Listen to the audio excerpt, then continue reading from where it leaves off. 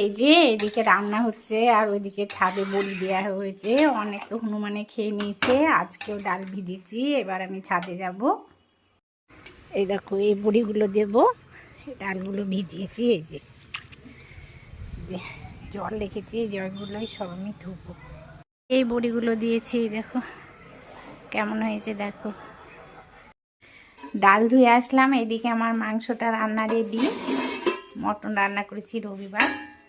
এই দেখো কেমন হয়েছে রান্নাটা, দেখো গোটা গোটা আলু রসুন দিয়ে রান্না করেছি।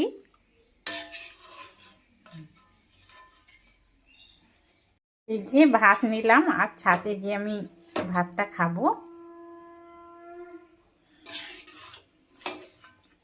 আজকে কিছুই রান্না করিনি, এই মটন রান্না করেছি গরম গরম আর ভাত।